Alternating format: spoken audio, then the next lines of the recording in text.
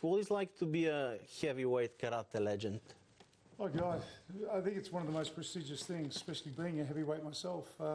Being a world champion and a legend is the ultimate, is a dream, you know. So if you have to take the same decision again, if you can, turn back, and would you take the same decision again?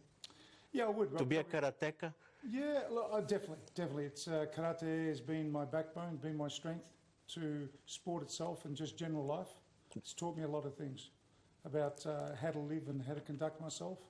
It's taught me a lot about business. It's taught me a lot about everything in life. So I saw your interview. You were telling about how you didn't like it in the beginning.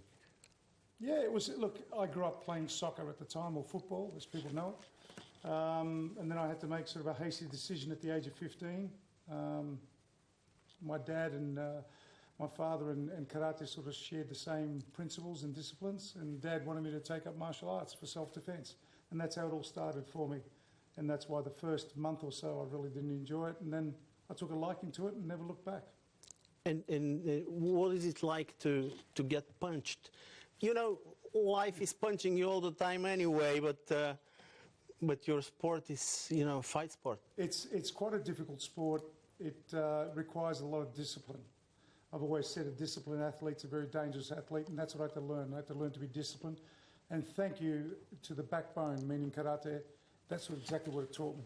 How many titles do you have? I have a few. A three-time world kickboxing champion, world karate champion, Commonwealth champion, and state and national champions, 6 times. If you don't mind, I'm going to punch you hard with the next questions. Well, here we go.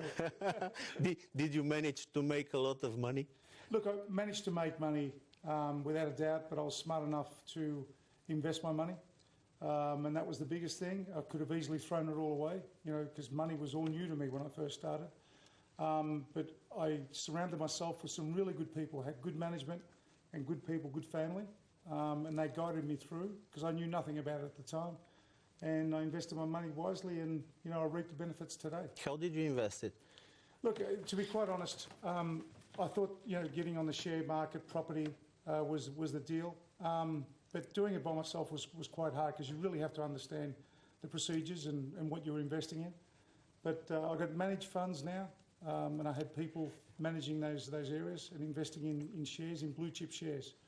So how popular are you actually when you go through the streets in Australia, for instance? Do they recognize you? Yeah, look, I'm fairly popular around Australia, because I don't just I didn't just fight. I also did TV work and acting and TV shows and movies. So yeah, I'm recognised around the streets.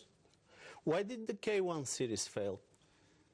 Geez, this is a question that's been asked and answered in many formats, but I can honestly tell you it failed because the organisation itself failed to see its true backing, or its true format, which was revolved around heavyweights. Heavyweights was the most prestigious event in the world through K1. It became the biggest. But for some unknown reason, they started getting these big guys in, guys that are weighing 130, 40, 180 kilo. And they sort of shifted their attention away from the genuine heavyweights with class and more about freak shows, these big giants. And it just lost its popularity. When you started talking about popularity, why is karate and kickboxing, let's say, a bit less popular than MMA, for instance, or boxing itself? I think it's less popular today because MMA and boxing get mainstream, so-called mainstream media, whereas karate doesn't. Kickboxing does, but not as much as boxing and MMA.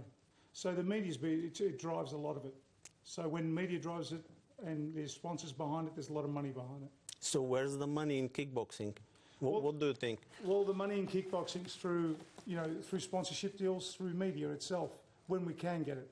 But it's unfortunate that, over the years, it hasn't had that success. And that's why boxing's reaping the benefits, and so is MMA. UFC is the fastest growing sport in the world. Not the biggest, but the fastest. What do you think about the SENSHI series organized here in Varna? You know what? I'm really excited with the SENSHI series because basically where everyone else has failed is where SENSHI's picking up, and they're forming such a strong bond, not just through Europe but around the world. And I think, you know, they're a force to be reckoned with over the next 5 to 10 years. Thank you very much for this interview. Wish you all the best. Good luck. Thank you.